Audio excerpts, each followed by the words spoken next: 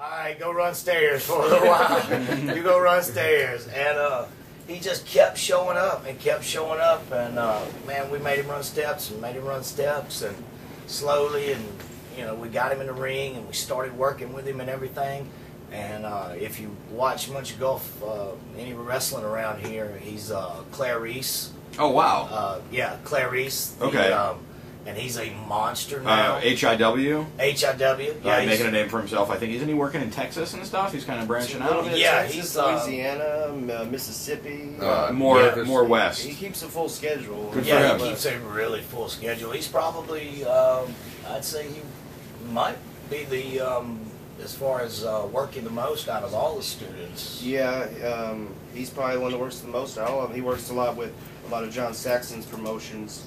And, of course, they got something going on every weekend, if not, you know, 2 things each weekend. Yeah. So whenever the school closed down and everything, you know, everybody, we kind of suggested certain things and certain ones that would be best for him. And Percy, I believe, is the one that told me to get up with Saxon and look out for him. And try to continue his training on some more. Because at some point, you know, the biggest part of training is letting your students go and seeing what they can do for themselves. And that was one thing that I always loved about the Gulf South Wrestling deal.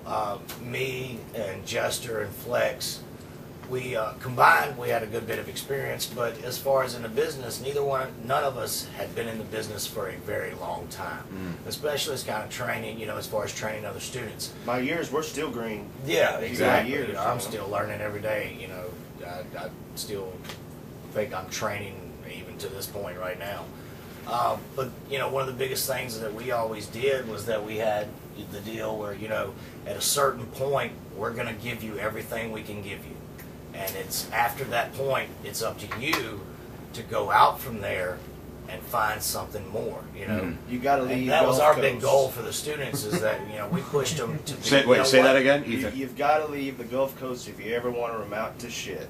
Yeah, I mean, that's an interesting point. Yeah, and that's because it goes back to what I was saying yeah. earlier about, you know, the Gulf Coast wrestling. It's, you know, because of all the bullshit around here, you know, Vince doesn't look down here anymore. You know, he's not scouting talent. And there's good reason. There's very few quality promotions going on. I can only name 2 that have their shit halfway together that are running, you know, anywhere from Louisiana all the way over through the Panhandle right now. What are they?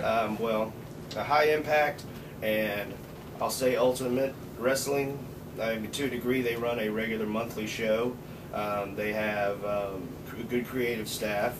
Yeah, with the right people in charge, they can do a good show. And you know, they're running regularly, and they do use the better talent. I mean, because there is a few big fish, but it's a real fucking small pond around here.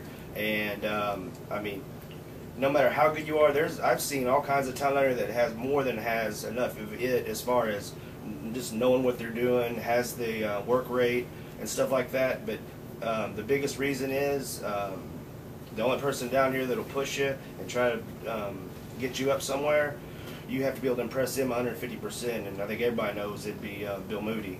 Yeah. And the thing about it, the last person, Paul Bear. Yeah, Paul Bear. Well, I mean, the thing about it is with you, Marcel, is that you were here during the heyday. Yeah, I was just about to. You took the words right out of my mouth. Yeah, how has it changed? During the heyday. How has it changed? When they were actually, it's changed. When they were scouting talent down here, and I mean, you've seen the change. There's some of the top names in professional wrestling in the 70s, 80s. Well, I say 70s, 80s, and 90s, and some today come out from down here. You got Rock and Roll Express Robert Gibson from Pensacola. You got Michael P.S. Hayes, a Freebird, from Pensacola. Yeah. He's a writer for WWE. You've got Hollywood John Tatum. He was from Pensacola. You got Percy Pringle from Mobile. I mean, and of course you got Bob Holly, Hardcore Holly. Still up there. But I mean, what happened? Yeah, and that's what I'm saying. Like, it became a lot easier to get into the business, and a lot easier to work. Back when we tried, we could not. We tried every way possible. I put up rings. I sold tickets, done everything trying to get in. You had to be kin to somebody or know somebody and be real tight with them to get in the business back in the 70s and it started easing up in the 80s and 90s and everything. More people started getting in, and you would get this one to pay this one so much amount for training, and they would help them out, you know, and this kind of stuff. But it's when we come up going to Fort Whiting Armory in Mobile, Alabama, back in the late 60s, early 70s, it was impossible. It was just about impossible to get in wrestling. And, do you think the breaking of kayfabe, like with Vince kind of going, it's entertainment, yeah, Vince McMahon? yeah, I think that had something to do. Man, wiping out the territories, especially. If you ran a shit show like the ones that they run now, back in well, pretty much the time wherever it started going downhill. And of course, I wasn't working then; I was young, but I've been around enough to know that if you were running a promotion back then, like most of these now, whoever was in that territory you're in would do everything to run you out of business, and by any means that you were considered an outlaw show if you were running a territory and that wasn't your territory. And Yeah, it was was back nothing- when blackballed actually means something. there was nothing but territories back here. There was Gulf Coast wrestling here that covered Mississippi. They had Mississippi, and they had all the way down to I think it was Crestview around. They used to run down in Crestview. Is that the And, Fullers? Like I mean, No, that was the, Lee Fields. Lee Fields. Oh, Gulf Lee Coast Fields. wrestling. Yeah, how many did the Fields put in the Civic Center down there at the time? They back when we was watching wrestling, we was buying tickets. Percy was there. I used to see him all the time, but I never, you know, I'd see him but never knew him back then.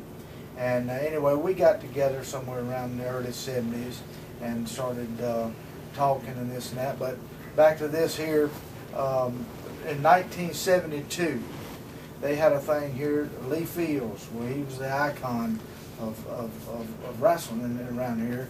Each territory had their own Like their own top, like a top Yeah, guy, their own top like guy, his their own ace. star. Lee Fields was, he Yep. was the promoter. Had been here. He was an icon from years back wrestling here. He was the promoter. Well, they had the late great Bobby Shane. Well, what would have been Ric Flair of Mado would have been Yeah, right there with yeah. Ric Flair if he Really? lived. He got killed in a plane crash in Huh. 1975. They started a thing on TV, on Channel 3 TV in Pensacola. They started an angle on TV, and this thing had been building up, with the heat between Lee Fields and Bobby Shane. And Bobby Shane slapped Lee Fields. Now Lee Fields, I'm talking about, he's the top dog here. People, he's been a star for years. He got slapped. Bobby Shane slapped him. Well, they went in it on television. They built this thing for 7 weeks. 7 weeks they built. So they were this thing doing weekly. Weekly. Yeah, On, weekly airings. Channel 3 come on at 10 o'clock on Saturday night, went off at 11 o'clock on Saturday night. Every Saturday night was wrestling, the Gulf Coast wrestling.